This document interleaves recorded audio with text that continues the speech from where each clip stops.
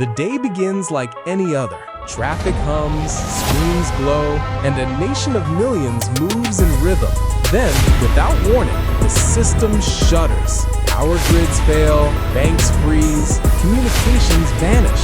Panic spreads faster than truth. In a single morning, the world's most powerful country slips towards silence. This is the day the United States begins to collapse.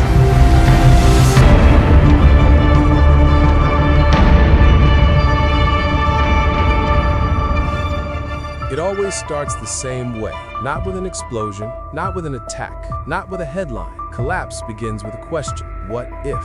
What if a superpower ever fell? What would break first? Its machines or its confidence? Its walls or its belief that the walls cannot fall? This story lives inside that question. Not prophecy, not prediction. Just one possible path drawn from history's harsh lessons. From the USSR's sudden unraveling, from the 2003 Northeast Blackout, from the 2008 financial cascade, and from the fragility that every nation hides behind strength. A loop runs in the background of this entire narrative, a reminder to the audience that everything here is if-based, hypothetical, but grounded in real systems, real vulnerabilities, and real-world logic.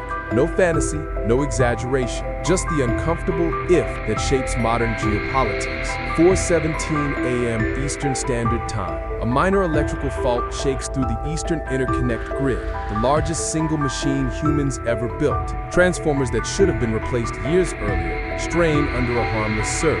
But today, the surge doesn't vanish.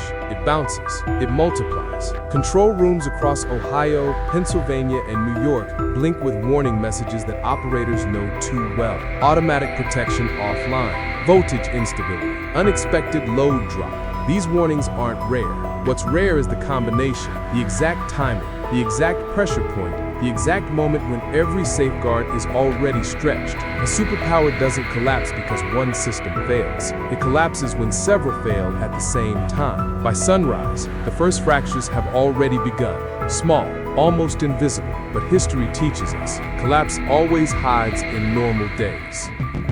7:45 a.m. Eastern Standard Time. New York prepares for market open, but traders sense something off.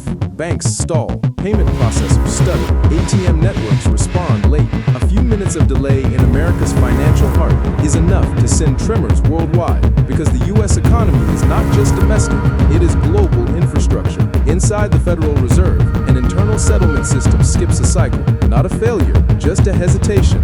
But in a world ruled by milliseconds, hesitation is danger. Foreign markets react instantly. Currency desks scramble. Oil futures spike in minutes, and the loop continues in the mind of the viewer. If one superpower stumbles, how many others lose balance with it?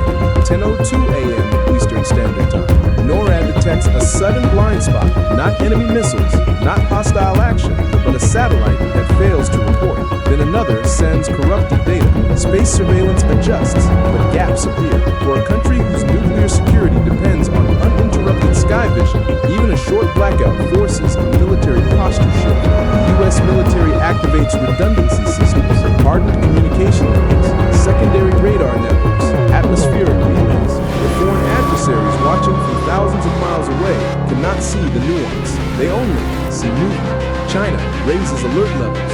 Russia runs rapid readiness drills. NATO tightens early warning surveillance. No side wants war. Every side fears the other might. This is how collapses interact with geopolitics. A domestic failure becomes an international misunderstanding. 11:30 a.m. Eastern Standard Time. The second blow arrives. Digital, precise, opportunistic. A coordinated cyber attack hits an already shaken grid architecture. Not enough to destroy the system. America's grid is too decentralized for that, but enough to disable visibility, jam control signals, and overload emergency switching. Hospitals shift to backup power. Traffic lights freeze. Airports halt departures. Cell networks slow to a crawl. A nation built on speed suddenly moves like stone. And this time, the people feel it. For the first time since dawn, the average American realizes something is wrong. Deeply wrong. Rumor becomes weapon. Screens glitch. Maps freeze. Social media floods with misinformation faster than authorities can respond. A superpower can handle attack. What it cannot handle is confusion. 2:40 p.m. Eastern Standard Time. The New York Stock Exchange halts all trading. Banks shut digital access. Debit cards fail nationwide. People rush ATMs. They find nothing. Cash logistics rely on functioning digital confirmation. Without it, the supply chain freezes. Governors begin issuing emergency instructions. Some declare state emergencies. Others deny federal orders, not from rebellion, but from communication breakdown. Political cracks appear where stress is highest. This is how historical collapses look from the inside. Not betrayal, but fragmentation. 7:30 p.m. Eastern Standard Time. Night arrives early, heavy, unfamiliar. Street lights are dark in dozens of states. Rural towns drown in complete black. Cities glow only in fragments. Radio stations become the last thread of national communication. Some broadcast emergency instructions. Others loop automated messages from hours earlier. Many simply fall off the air. People gather around cars for news, a scene America hasn't witnessed since the early Cold War. In the dark, fear becomes louder than truth. Rumors outrun information. Invention replaces fact. Foreign invasion, nuclear launch, government collapse. But the real danger is simpler. Infrastructure fatigue.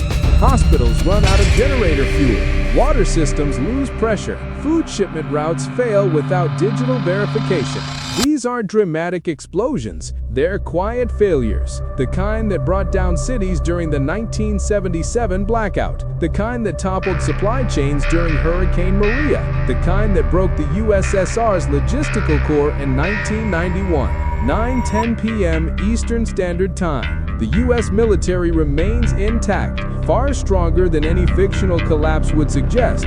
Command centers activate hardened relays. Submarines maintain deterrence patrol. Air Force bases switch to military-only communication frequencies. National Guard deploys in several states to maintain order. No coups, no mutiny, no collapse of chain of command. Reality check. A military built for global dominance doesn't crumble in a day, but it can be isolated, strained, and forced into defensive posture. Foreign intelligence services observe closely. None intervene because destabilizing a nuclear superpower is the last thing any nation wants. The world stands still, waiting to see if America holds or breaks. 11:40 p.m. Eastern Standard Time. Food supply fractures. Water systems stall. Emergency services operate on skeleton capacity. People begin confronting an unthinkable truth. Normal is gone and might not return soon. Midnight approaches. The second day begins, and America stands at the edge of something it has never faced in its modern history: the possibility of systemic failure. This wasn't destiny. This wasn't prophecy. This wasn't a political wish or prediction. This was a scenario drawn from real vulnerabilities, real systems, and real historical parallels. A reminder that even the strongest societies rest on fragile networks of electricity, communication, finance, and trust. The United States remains one of the world's most resilient nations. It has survived civil war, economic collapse, terrorist attacks, natural disasters, and internal division. Its strength comes not from perfection, but from recovery. But every superpower carries weight, and every weight has a breaking point. So the loop returns, closing the same way it opened. If a superpower ever collapsed, what tiny moment would begin it? And would the world even recognize that moment when it came? Because history doesn't end with noise. It ends with hesitation, a glitch, a silence. The question is not whether America will collapse. The question is timeless. If one superpower can fall, what keeps the world standing?